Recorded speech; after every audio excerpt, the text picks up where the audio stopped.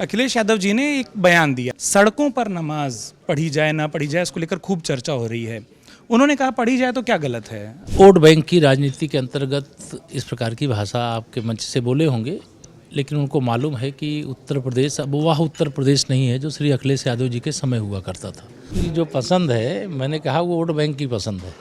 उनको क्या पसंद है क्या नहीं पसंद है वो तो स्वयं बताएंगे, लेकिन उनके हौसले इस समय पस्त हैं। सपा के पास कार्यकर्ता नहीं है, गुंडों को क्या प्रशिक्षण देना है, बम बनाने का, कट्टा बनाने का। कार्यकर्ताओं की लिस्ट में अगर एजेंसियां आ जाएंगी, सेंट्रल फोर्सेज आ जाएगी, चुनाव आयोग तक आ जाएगा, तो फिर तो इस तरीके से परिणाम दिखता है। लेकिन हम उत्तर प्रदेश में फिर भी तैयार हैं। जब चुनाव हारेंगे, चारों खाने चित होंगे, 17 से भी बदतर स्थिति जब सपा की होगी, तो आरोप यही लगाएंगे कि चुनाव आयोग, एजेंसियां, भाजपा ने सरकारी मशीनरी का दुरुपयोग किया। लोगों को मालूम है कि सपा की साइकिल की बटन दबाएंगे तो लोगों की गर्दन दाबी जाएगी, गर्दन काटी जाएगी। उत्तर प्रदेश के उप मुख्यमंत्री केशव प्रसाद मौर्य जी हमारे साथ मौजूद हैं। अमर उजाला संवाद में आप आए, बहुत सारी बातों पर तो बात हो गई सर, लेकिन आपके ठीक पहले आपके प्रमुख विपक्षी, और मुझे लगता है सोशल मीडिया पे आप दोनों एक दूसरे का बहुत ख्याल भी रखते हैं, अखिलेश यादव जी ने एक बयान दिया है और पिछले 24 घंटे से उत्तर प्रदेश की सियासत में सड़कों पर नमाज पढ़ी जाए ना पढ़ी जाए, इसको लेकर खूब चर्चा हो रही है।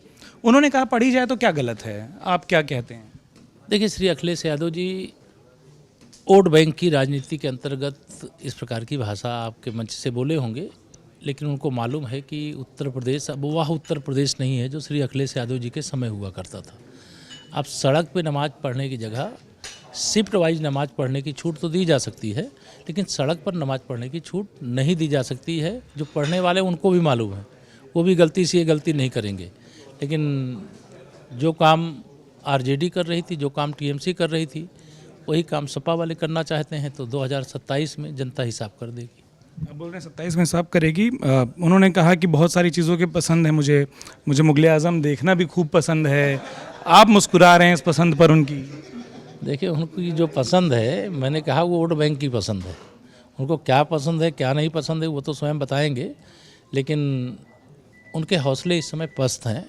जब से बिहार और बंगाल दोनों राज्यों में जिनका वह समर्थन कर रहे थे, वह चारों खाने चित हो गए हैं, चाहे आरजेडी हो चाहे टीएमसी हो, तब से उनके हौसले पस्त हो गए हैं। उन्होंने 2027 नहीं 2047 तक का मान लिया है कि बीजेपी न जाएगी और न समाजवादी पार्टी आएगी।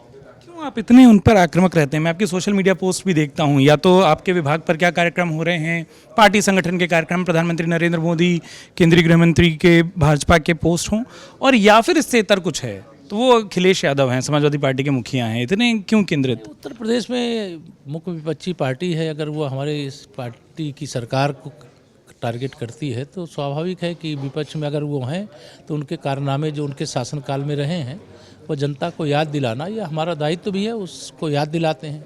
इसलिए हम कहते हैं, जैसे भारतीय जनता पार्टी है अपने कार्यकर्ताओं का प्रशिक्षण कर रही है, सपा के पास कार्यकर्ता नहीं है, गुंडों को क्या प्रशिक्षण देना है, बम बनाने का, कट्टा बनाने का, वो नहीं दिया जा सकता है। इसलिए सपा और भाजपा के बीच में वैचारिक जो मतभेद है उसके कारण से हम उनके खिलाफ जो बोलना होता है उसी के क्रम में बोलते हैं। जब वो कुछ बोलते हैं, जैसे आपने उनका कहा कि उन्होंने कहा कि सड़क पे नमाज, तो अब इस पर चुप रहना यह भारतीय जनता पार्टी के कार्यकर्ता का न संस्कार है न जिम्मेदारी। इसलिए मैं बोल रहा हूँ कि सड़क पे नमाज नहीं हो सकती है, मस्जिदों में, ईदगाहों में जाके शिफ्ट में नमाज पढ़ें, इस पर कोई रोक नहीं।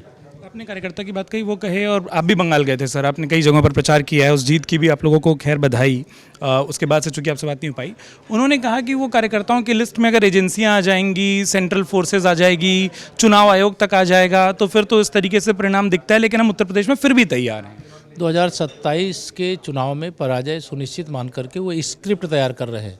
जब चुनाव हारेंगे, चारों खाने चित होंगे, 17 से भी बदतर स्थिति जब सपा की होगी, तो आरोप यही लगाएंगे कि चुनाव आयोग, एजेंसियां, भाजपा ने सरकारी मशीनरी का दुरुपयोग किया, ये आरोप लगाएंगे।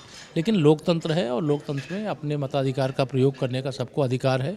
लोगों को मालूम है कि सपा की साइकिल की बटन दबाएंगे तो लोगों की गर्दन दाबी जाएगी, गर्दन काटी जाएगी, लेकिन कमल का बटन दबाएंगे तो लोगों के जीवन में खुशहाली आएगी। मैं अंतिम दो सवाल पूछता हूँ। एक, बीते दिनों जिस तरीके से मंत्रिमंडल में फेरबदल हुआ उसको लेकर उन्होंने बहुत सारे सवाल किए। उन्होंने कहा कि लिस्ट कोई और पकड़ा देता है, केंद्र से आ जाता है, किसी के पास पावर नहीं है। और आप और ब्रजेश पाठक जी दोनों एक साथ दिखते हैं उस पर भी, और फिर 3 एक साथ नहीं दिखते, कि बोले कि 3 लोग एक साथ नहीं दिखते हैं, 2 ही 2 दिखते हैं।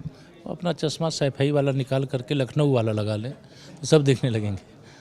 अंतिम सवाल सर, एक जो ज़मीन पर बहुत पूछा जा रहा है पंचायत चुनाव को लेकर, कल कैबिनेट में भी चूंकि इस बारे में एक अपडेट आया है, उत्तर प्रदेश में पंचायत चुनाव की क्या स्थिति है? वो ज़मीन पर होते दिखाई दे रहे हैं, नहीं होते दिखाई दे रहे हैं, और कब? सरकार तो चाहती है कि समय से चुनाव हो जाए।